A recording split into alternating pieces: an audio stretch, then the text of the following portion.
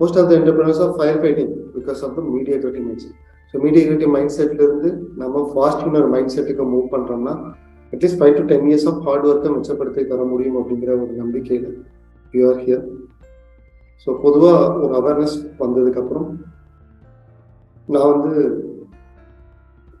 வாழ்க்கையில் முன்னேறணும், நான் வந்து ஒரு ஃபார்ச்சுனர் ஆகணும், நான் வந்து ஒரு வேற ஒரு லைஃப் ஸ்டைல் நான் கிரியேட் பண்ணணும்னு நினைச்சாவே பொதுவாக I mean to the average 5 to 10 years of hard work தேவைப்படுது. ஸோ பொறுமையாக யார் வந்து பொறுமை தான் இதில் கீ அப்படிங்கிற மாதிரி நம்ம பார்க்குறோம். பெரும்பாலான மக்கள் நான் சீக்கிரமாக பணக்காரர்கள்னு நினைக்கிறாங்க. Quick mind, get rich quick அப்படிங்கிறது வந்து ஒரு ஸ்டாண்டர்டாக மாறிடுச்சு இப்போ இருக்கிற சிச்சுவேஷனில். Because of lot of distraction. நிறைய பேர் வந்து பல வழிகளில் பெருசாக பணம் சம்பாதிக்கிறத பார்த்து நிறைய பேர் அதே மாதிரி ஐ மீன் புளியை பார்த்து போனால் சூடு போட்டுக்கிற மாதிரி நிறைய பேர் வந்து நானும் இதே மாதிரி ஏதாச்சும் பண்ணணும் அப்படின்னு சொல்லி அந்த பக்கம் போவாங்க. அதை பார்த்து ரொம்ப கஷ்டமா இருக்குன்னு சொல்லிட்டு இன்னொருத்தர் அதே மாதிரி யாராச்சும் பணக்காரர் இருப்பாங்க, அவங்களோட வழியை பார்த்து சேஞ்ச் பண்ணுவாங்க. மனம் ஒரு குரங்குன்னு சொல்லுவாங்க. ஸோ பொதுவாகவே கம்ஃபர்ட் ஜோன்லேயே இருந்து பழகிட்டதுனால நம்மளை சுற்றி இருக்கிற மக்கள், இதுக்கு முன்னாடி இருந்த பெரும்பாலான மக்கள், நம்மளை சுற்றி இருக்கிற மக்கள் எல்லாருமே வந்து பொதுவாக மீடியாக்ரிட்டி மைண்ட் செட்டில் இருக்கிறதுனால it is obvious. So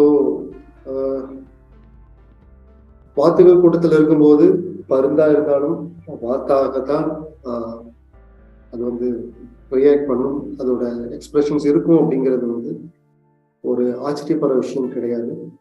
so நம்ம சுற்றி இருக்கிற எல்லாருமே வந்து கம்ஃபர்ட் ஜோன்ல இருக்கிறது தான் செட்டில்டு இன் த லைஃப் அப்படிங்கிற மாதிரி நினைக்கிறாங்க. எப்படியாச்சும் கஷ்டப்பட்டு சொந்தமாக ஒரு வீடு கட்டிடணும், ஸோ இதுதான் லைஃப் டைம் அச்சீவ்மெண்ட் அப்படிங்கிற அந்த லெவலோட அவங்க நிறுத்திடுறாங்க பெரும்பாலான மக்கள், ரைட்? ஸோ கிட்டத்தட்ட நான் மீடியாக்கராக இருக்கும்போது எனக்கும் அந்த மாதிரி தான் ஒரு ஐடியா இருந்துச்சு. சொந்தமாக ஒரு வீடு வாங்கணும், ரைட்? பசங்களை கொஞ்சம் ஓரளவு படிக்க வைக்கணும், ஒரு சின்னதாக கொஞ்சம் ப்ராப்பர்ட்டி சேர்த்து வச்சுட்டு லைஃப் டைமில் நம்ம வந்து கொஞ்சம் ரிலாக்ஸ்டாக இருக்கணும். ஸோ நம்மளோட ஒரு அட்லீஸ்ட் ஒரு 60க்கு மேலே நல்லா ரிலாக்ஸ்டாக இருக்கணும் அப்படிங்கிறது பொதுவான ஒரு மைண்ட் செட். எஸ், முதல்வன் ஃபிலிமில் மணிவண்ணன் சார் சொல்கிற மாதிரி பயங்கரமாக ஐ மீன் கவர்மெண்ட் உத்தியோகம் கிடைக்கணும், அதுக்கப்புறம் ஊருக்கு வெளியே ஒரு வீட்டை கட்டி சின்னதாக ஒரு வீட்டை கட்டி மஞ்சள் பெயிண்ட் அடிச்சு உள்ளுவாங்க. ஸோ திஸ் இஸ் த ஒரு mindset of most of the people. So ஒரு மாதிரி செட்டில் ஆகிட்டு உட்கார்றது தான் வாழ்க்கை அப்படின்னா அது ஏன் 60க்கு மேலே பண்ணணும், 6 வருஷத்துக்குள்ளேயே பண்ணிடலாமே, right?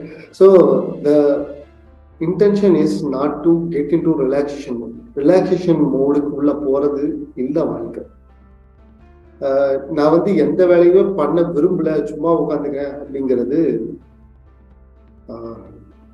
Let me show you in the topic, being still and doing nothing are two very different things. So முடிஞ்சதுன்னா இது நீங்கள் எழுதி வச்சுக்கலாம், இது ரொம்ப ரொம்ப மிக மிக முக்கியமான விஷயம். Being still and doing nothing are two very different things. அமைதியா இருக்கிறது வேற, சும்மா இருக்கிறதும் கம்ப்ளீட்லி வேறப்பா அப்படின்னு அவர் சொல்றாரு. Being still and doing nothing are two very different things. சும்மா இருக்கிறது வேற, அமைதியா இருக்கிறது வேற. மனசையும் ஐ மீன் புத்தியும் மனசையும் அமைதிப்படுத்துறது வேற, ஒன்றும் பண்ணாம சும்மா இருக்கிறது வேற. ஒன்றும் பண்ணாம சும்மா இருக்கிறது doing nothing is a simple of laziness அல்லது கம்ஃபர்ட் ஜோன், அல்லது வந்து என்ன சொல்றது, ஒரு பொறுப்பு இல்லாத, ஒரு ரெஸ்பான்சிபிலிட்டி இல்லாத மாதிரி உண்டான ஒரு நெகட்டிவானது. Okay, doing nothing. But being still, அமைதியா இருக்கிறது அப்படிங்கிறது டோட்டலி ஒரு டிவைன் குவாலிட்டி. ஒண்ணுமே பண்ணாம இருக்கிறது இந்த நெகட்டிவ் எக்ஸ்ட்ரீம் அப்படின்னா, பீயிங் ஸ்டில் அமைதியா இருக்கிறது அப்படிங்கிறது இன்னொரு எக்ஸ்ட்ரீம். இந்த ரெண்டுக்கும் சின்ன வித்தியாசம் கிடையாது, இதுக்கு ரெண்டுக்கும் மிகப்பெரிய வித்தியாசம் இருக்கு. ஐம் ரிப்பீட்டிங், பீயிங் ஸ்டில் அமைதியா இருக்கிறதுக்கும் ஒண்ணுமே பண்ணாம சும்மா இருக்கிறதுக்கும் மிகப்பெரிய வித்தியாசம் இருக்கு.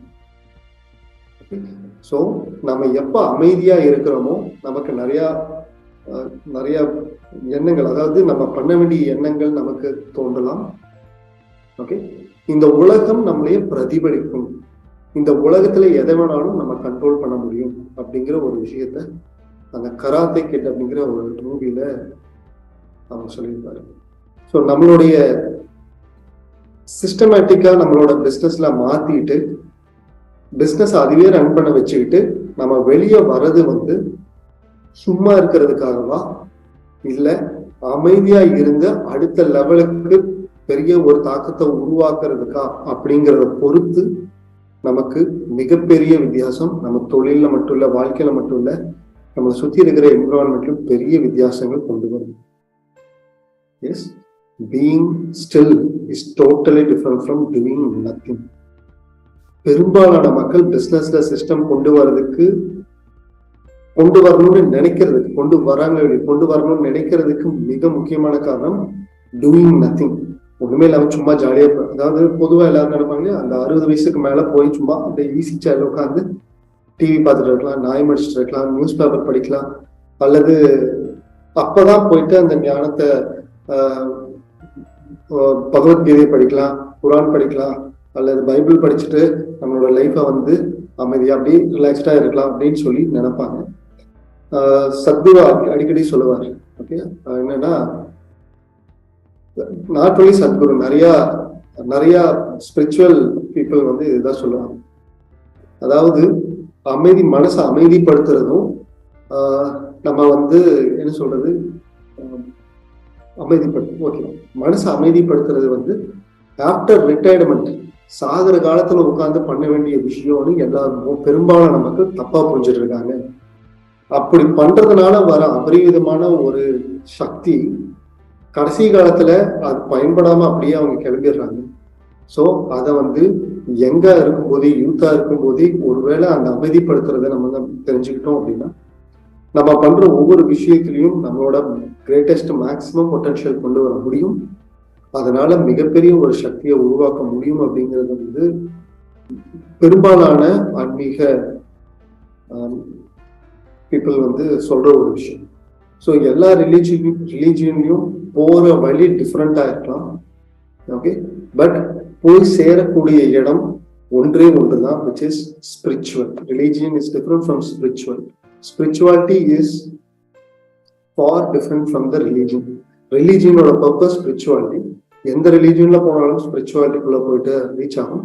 அந்த ஸ்பிரிச்சுவாலிட்டியில பிரதானமா இருக்கக்கூடியது மெடிடேஷன். அந்த மெடிடேஷனோட பர்பஸ் இஸ் பீயிங் ஸ்டில், அப்படின்னா அமைதியா இருக்கிறது, நாட் சும்மா இருக்கிறது கிடையாது.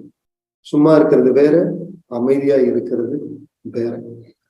நாம் எல்லோரும் ஒன்றா சேர்ந்து ரொம்ப தூரம் பயணம் செய்கிறதுக்காக ஒரு கம்யூனிட்டி நான் ஸ்டார்ட் பண்ணியிருக்கேன். அந்த கம்யூனிட்டி பேர் ஃபார்ச்சூன் மேக்கர்ஸ் கம்யூனிட்டி. அந்த கம்யூனிட்டி பற்றி இன்னும் உங்களுக்கு தெரியாது அப்படின்னா கீழே கொடுத்துருக்குற அந்த லிங்கை கிளிக் பண்ணி இதை பற்றி தெரிஞ்சுக்கங்க. அண்ட் உங்களுக்கு ஹெல்ப்ஃபுல்லாக இருக்கும்னு தோணுச்சுன்னா பிகம் அ மெம்பர்.